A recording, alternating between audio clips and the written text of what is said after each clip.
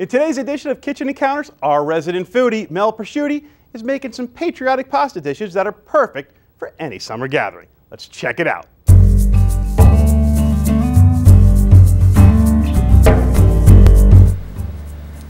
Macaroni and macaroni and cheese is near the very top of America's favorite food list.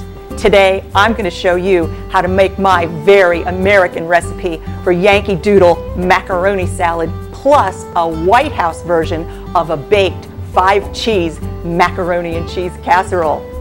Let's get started. First, we're going to get our macaroni and cheese put together and in the oven. I've cooked 1 pound of pasta, I've drained it well, and I've melted 1 stick of butter over it. In this bowl, I've got some dry English mustard, white pepper, and sea salt. I'm adding 4 eggs. I'm going to whisk these all together, making a nice little mustardy, spicy sauce. And I'm going to whisk in 2 cups of cream.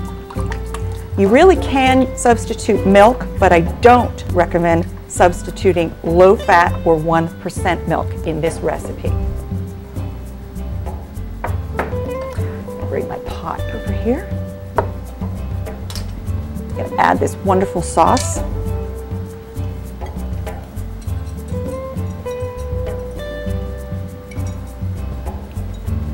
Just give it a brief stir.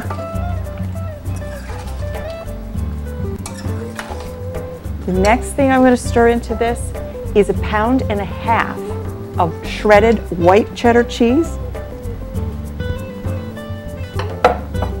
and 12 ounces of Italian fontina cheese. And Italian fontina cheese is a super soft, it seems a little sticky, but that's what makes it great. It's going to melt fabulous in this recipe. I'm going to stir all of these ingredients together.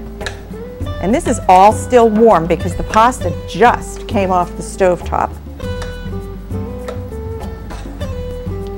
And once these ingredients are all stirred together, I'm going to put a lid on the pot and let it sit for about 15 or 20 minutes for the sauce to absorb, or the pasta to absorb all of the sauce. I've transferred all of this ooey gooey delicious cheese and pasta mixture into a 9x13 casserole, and now I'm going to add the last 3 cheeses, which makes it 5-cheese macaroni and cheese. What I have here is 4 ounces of shredded mozzarella cheese that's been mixed with 4 ounces of shredded provolone cheese. And these are great melting cheeses as well. I'm going to sprinkle Parmigiano Reggiano. Anywhere 4 to 6 tablespoons. This is 1/2 cup, which is 8 tablespoons. That's a little bit too much. Unless, of course, you like it, then you can put it all on there. Spread this around.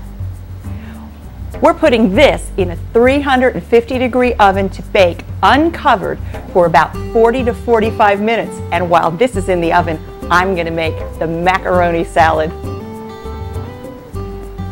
This recipe makes a lot, and in the biggest bowl you can find, you want to whisk together about 6 cups of mayonnaise, 6 tablespoons of pickle relish, 2 tablespoons of hot sauce, more or less to taste, some white pepper, some sugar, some salt, and some dry English mustard again.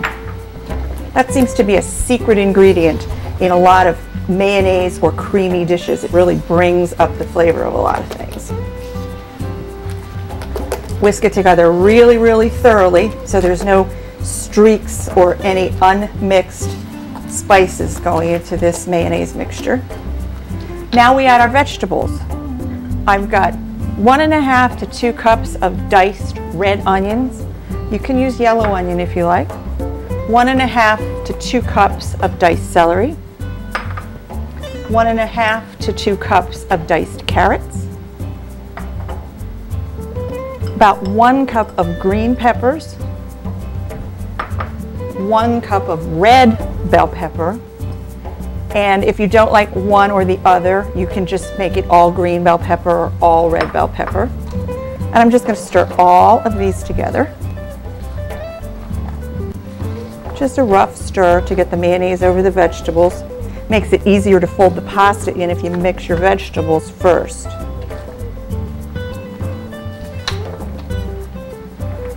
Now I'm gently going to fold in 6 to 8 hard-boiled and coarsely chopped eggs. Eggs are optional for this recipe, but my family really likes mayonnaise and eggs together.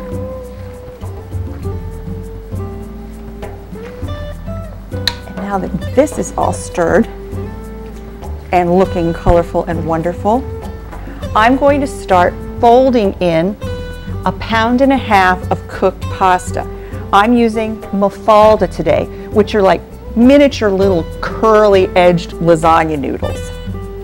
I've added all of my pasta, and like I said, I make a really big batch because this sticks around in the refrigerator for 3 or 4 days and just tastes better and better and better.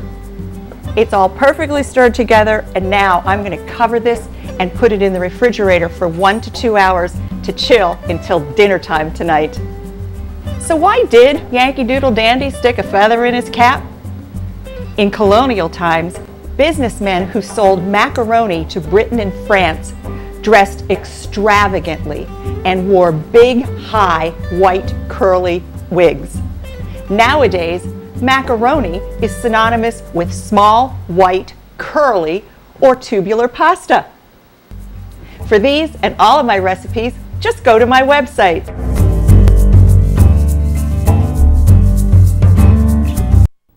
As always, another outstanding recipe from Mel. And for all of her recipes, log on to kitchenencounters.typepad.com. Coming up next, some great summer health advice.